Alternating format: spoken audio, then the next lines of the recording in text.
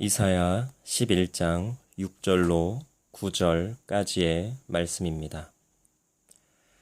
그때에 이리가 어린 양과 함께 살며 표범이 어린 염소와 함께 누우며 송아지와 어린 사자와 살찐 짐승이 함께 있어 어린아이에게 끌리며 암소와 곰이 함께 먹으며 그것들의 새끼가 함께 엎드리며 사자가 소처럼 풀을 먹을 것이며 젖먹는 아이가 독사의 구멍에서 장난하며 젖된 어린아이가 독사의 굴에 손을 넣을 것이라.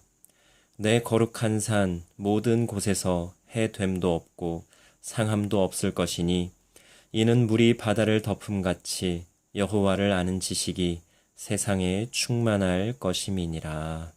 아멘. 천국을 누리는 삶은 사실 하나님이 내 안에 계시는가, 계시지 않는가에 따라 결정된다고 할 수 있습니다. 찬양 중에 내 영혼이 은총 입어라고 하는 찬양이 있습니다. 그 마지막 가사가 이렇습니다. 주 예수와 동행하니 그 어디나 하늘나라. 주 예수와 동행하니 그 어디나 하늘나라. 저는 이 찬양을 개인적으로 매우 좋아합니다. 보통은 천국이 따로 어느 곳에 위치한 아주 멋진 곳이라고 생각을 할 것입니다. 그런데요, 사실은 천국은 그 누구도 어떤 곳인지에 대해서 알지 못합니다. 물론 천국은 매우 멋진 곳일 것입니다. 우리가 생각하고 상상하는 그 이상으로 말입니다. 그러나 중요한 것은 그 멋진 천국에 하나님께서 계시지 않다면 어떻게 되는 것입니까?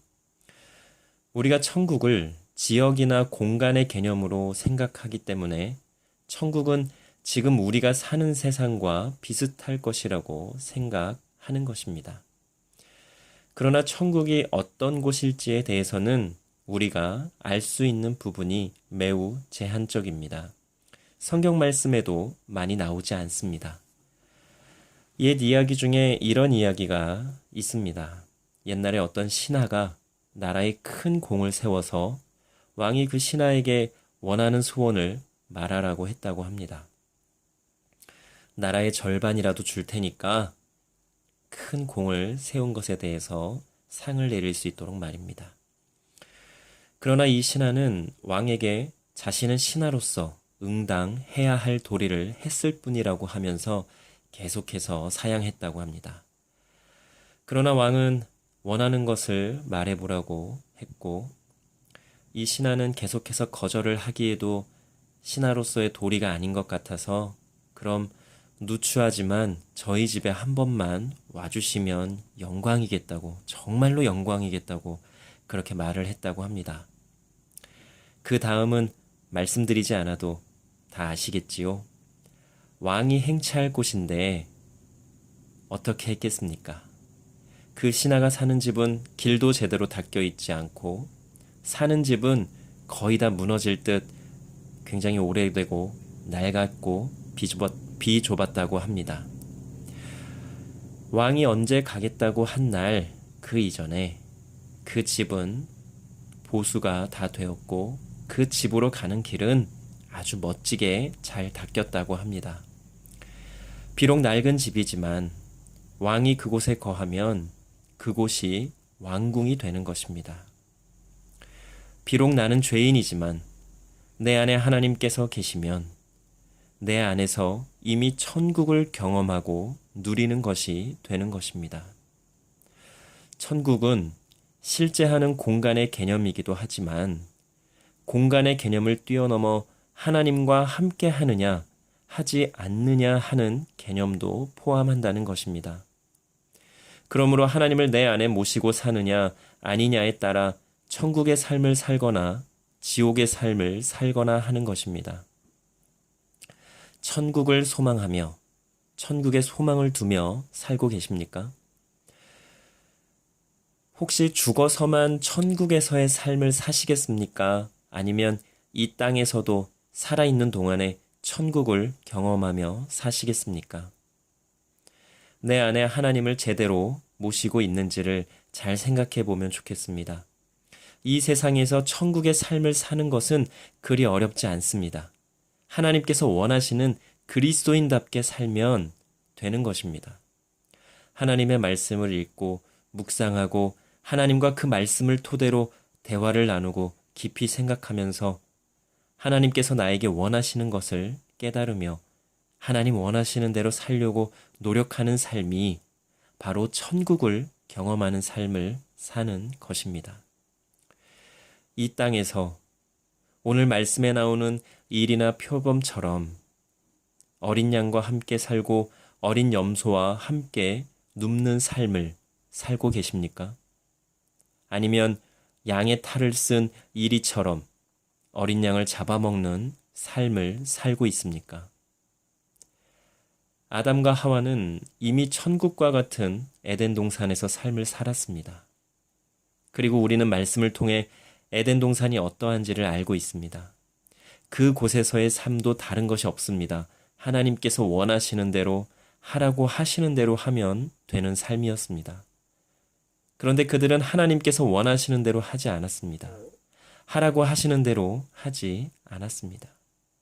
자신들의 욕심과 탐욕을 따라서 선악과를 먹었고 천국과 같은 에덴 동산에서 쫓겨나게 되었습니다.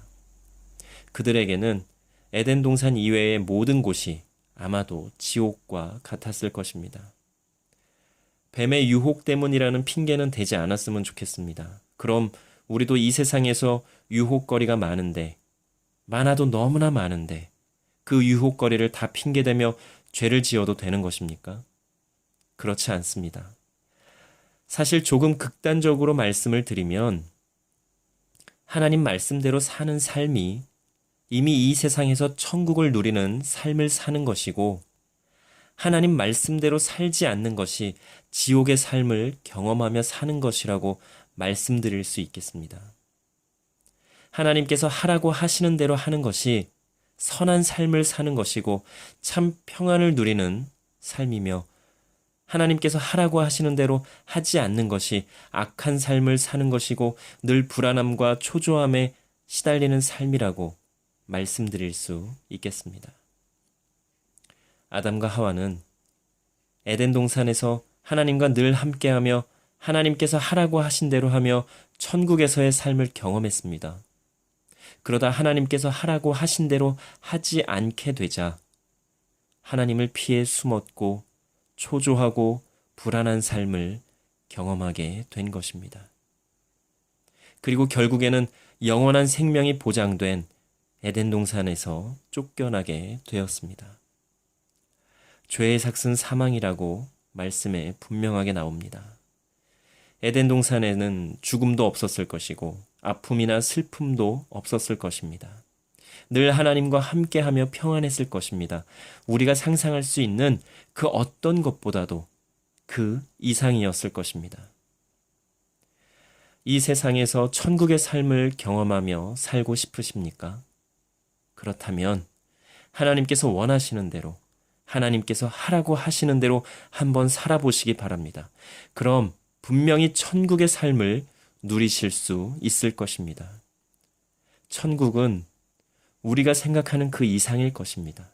그저 공간의 개념으로만 생각하지 마시고 무소부재하신 하나님을 생각하며 천국 또한 우리의 눈에 보이거나 어느 곳에 어떠한 모습으로 존재하는 것으로만 생각하지 말고 상상력을 조금 더 넓혀서 하나님과 함께하는 그 모든 곳이 천국이며 하나님의 말씀대로 할 때에 천국을 경험하며 누리는 삶을 사는 것이라는 믿음을 가지고 이 세상을 사는 우리가 되기를 소망합니다.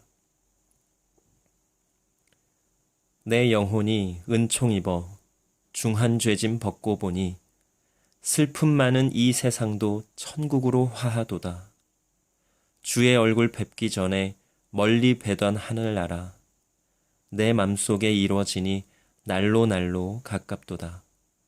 높은 산이 거친 들이 초막이나 궁궐이나 내 주 예수 모신 곳이 그 어디나 하늘나라. 할렐루야 찬양하세.